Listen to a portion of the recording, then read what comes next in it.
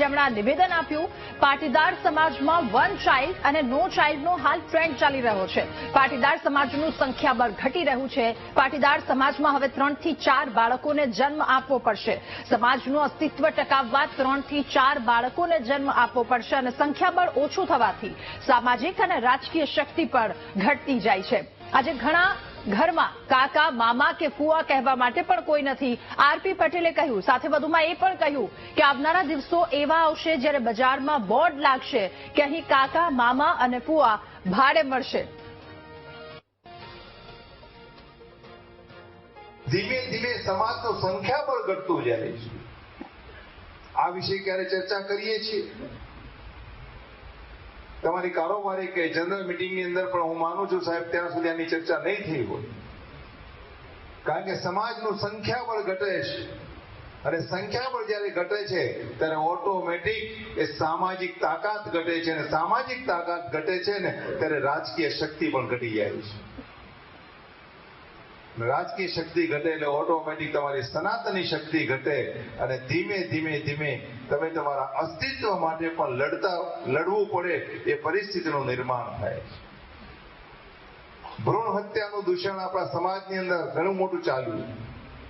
ધીમે ધીમે જાગૃત આવી તો ભ્રૂણ હત્યા બંધ થઈ તો એક નવો જે ટ્રેન્ડ જે ચાલુ થયો છે, વન ચાઇલ્ડનો ટ્રેન્ડ ચાલુ થયો. વન ચાઇલ્ડ અને ઘણા વળી પરિવારો તો જેટલા સોફિસ્ટિક બન્યા છે એની અંદર હવે નો ચાઇલ્ડનો ટ્રેન્ડ ચાલુ થયો છે. No child. ક્યાં જઈશું ને ક્યાં અટકીશું ને એ ખબર નથી પડતી.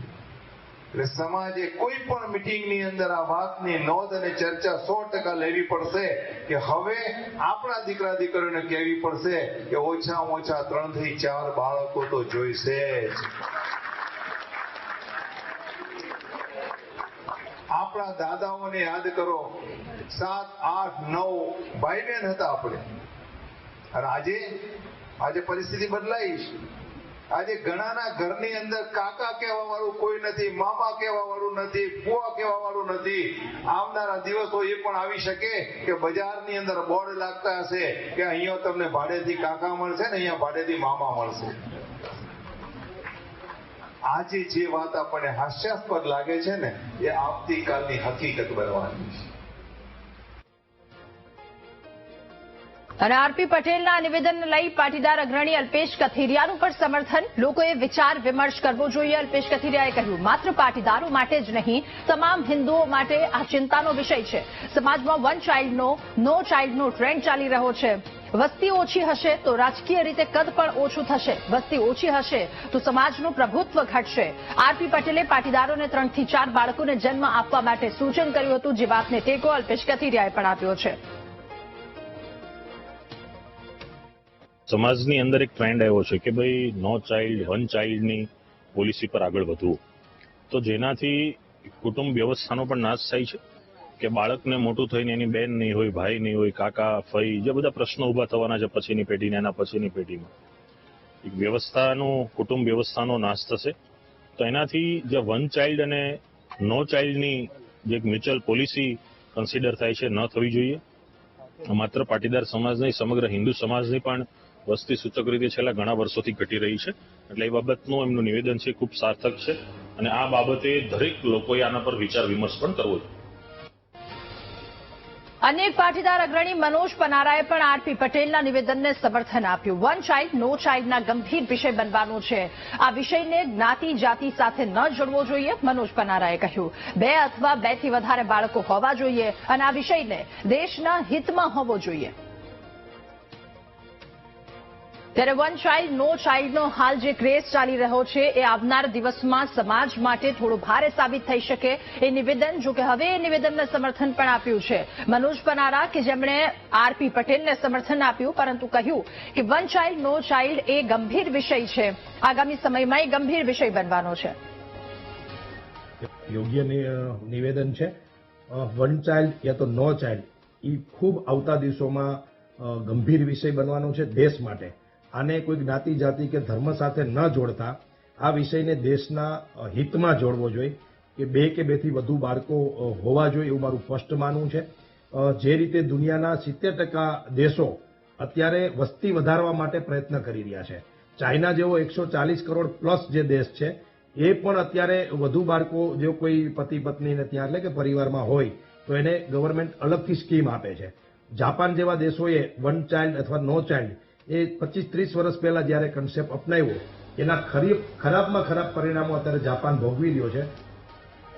તો વિશ્વના ઘણા બધા દેશો આ પરિસ્થિતિમાંથી પસાર થઈ રહ્યા છે. મનોજ પનારાએ આ વાત કરી. આ વિષયને દેશના હિતમાં લઈ જવો જોઈએ અને જે રીતે વાત કરવામાં આવી આરપી પટેલના નિવેદનને અલ્પેશ કથિરિયાએ પણ ટેકો આપ્યો છે. એમણે પણ કહ્યું કે આના માત્ર પાટીદાર સમાજ પરંતુ સમગ્ર હિન્દુ સમાજે ધ્યાને રાખવાની વાત છે, કારણ કે જો સંખ્યાબળ ઘટશે તો પછી રાજકીય રીતે કદ પણ ઘટશે. આ વિષયને જ્ઞાતિ અને જાતિની સાથે ન જોડવો જોઈએ.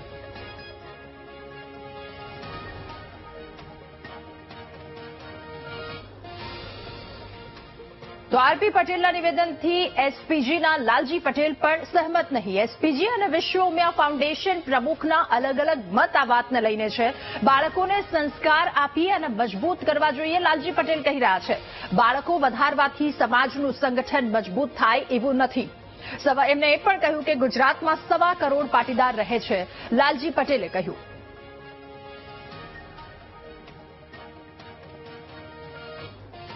બાળકો વધારવાથી કંઈક સમાજનું સંગઠન મજબૂત થાય એવું હોતું નથી. આપણે જે પણ બાળકો હોય, 1 હોય 2 હોય કે જે હોય, એમને આપણે સંસ્કાર આપી અને હિન્દુ સમાજ માટે અને ભારત દેશ માટે કેવી રીતે મજબૂત કરવા એ જ અમે તો એસપીજી વતી પ્રાધાન્ય આપીએ છીએ. અને વારંવાર જનરલ જ્યારે પણ મોટી સભાઓ હોય તો સભાઓની અંદર એ જ કહીએ છીએ કે આપણા બાળકોના સંસ્કારનું સિંચન કેવી રીતે કરવું, ઘરમાં કેવી રીતે બાળકોને રાખવા, ક્યાં ભણાવવા, શું કરવું, આનું ધ્યાન આપવું જોઈએ. તમારું બાળક વધારે હશે અને સંગઠન મજબૂત થશે કે આપણે કંઈક સત્તામાં આપણે ભાગીદારી કરી શકીશું એવું હોતું નથી. તો આરપી પટેલના નિવેદનને પરસોત્તમ પીપળિયાનું સમર્થન નહીં મળ્યું. રાજકોટના પાટીદાર અગ્રણી પરસોત્તમ પીપળિયાએ બેજવાબદાર નિવેદન ગણાવ્યું. આરપી પટેલે સમાજને ગેરમાર્ગે દોરવાની વાત કરી છે. પીપળિયાએ કહ્યું વસ્તી વધારાના કારણે દેશમાં અનેક સમસ્યાઓ સર્જાઈ રહી છે. એ પણ કહ્યું કે વસ્તી વધારાથી જ્ઞાતિ મજબૂત બને એ ક્યારેય પણ શક્ય નથી. વસ્તી વધારે હોય તો રાજકીય કદ વધે એ પણ યોગ્ય નથી. એ અપરિપક્વ નિવેદન છે, વણ વિચાર્યું નિવેદન છે. આપણા દેશમાં વસ્તી સમસ્યા એને વિસ્ફોટ સ્વરૂપે આગળ વધી રહી છે. આપણે વિશ્વમાં વસ્તીમાં અવ્વલ નંબર છીએ. વસ્તી વધારાથી દેશમાં અનેક સમસ્યાઓ સર્જાય છે. આપણા ભૌતિક સાધનો સંસાધનો વસ્તી વધારાના હિસાબે ઘસાતા જાય છે અને આ જ વસ્તી વધારાના હિસાબે બીજી અનેક સમસ્યાનો સામનો દેશ કરી રહ્યો છે અને વિકાસશીલ વસ્તી વધારાના કારણે વિક્ષેપ થઈ રહ્યો છે. વસ્તી વધારાથી જ્ઞાતિ મજબૂત બને એ વાત સાથે જરાય સહમત થઈ શકાય નહીં કે વસ્તી વધારો હોય તો રાજકીય અસ્તિત્વ તમારું ટકી શકે કે રાજકીય રીતે તમે સક્ષમ થઈ શકો એ પણ વણ વિચારી બાબત છે. ત્યારે આજ મુદ્દે એસપીજી પ્રમુખ લાલજીભાઈ પટેલ આપણી સાથે વીટીવી ન્યૂઝમાં જોડાયા છે. એમની સાથે આ મુદ્દે વાતચીત કરીશું. લાલજીભાઈ, આપનું ખૂબ સ્વાગત છે વીટીવી ન્યૂઝમાં. લાલજીભાઈ, હવે આરપી પટેલ પાટીદાર અગ્રણી જેમના દ્વારા એક નિવેદન આપવામાં આવ્યું કે 3 થી 4 જેટલા બાળકો હોવા જોઈએ અને એક રાજકીય બળ ઘટી રહ્યું છે આ ઓછી સંખ્યાના કારણે. આ નિવેદનને લઈને આપનું શું કહેવું છે? અત્યારે જે પણ બાળકો છે અને એમને તમે આવું સમજાવો કે તમે કોઈ પણ દીકરા દીકરીને કે તમે વધુ બાળકો પેદા કરો અને એનાથી તમે સત્તામાં રહી શકો કે સત્તા આપણી રહે સમાજની, એવું નથી માનતો. કારણ કે આગળના અમારા જે વડીલ છે કંઈ બોલ્યા, અમે અવડું ટીવી મીડિયામાં તમારા કે ભાઈ અત્યારે દેશનો જે સૌથી મોટો ગંભીર કોઈ પ્રશ્ન હોય તો એ વસ્તી વધારો છે. તો વસ્તી વધારાનો આવડો મોટો ભયંકર પ્રશ્ન હોય અને આપણે આ રીતે વાત કરીએ યોગ્ય નથી. તમારા જે પણ બાળકો હોય કે 2 બાળકો બરોબર છે, 2 બાળકો, 2 દીકરીઓ હોય કે દીકરો કે દીકરી હોય કે બંને દીકરા હોય તો એ ઇનફ છે અત્યારના સમયની અંદર.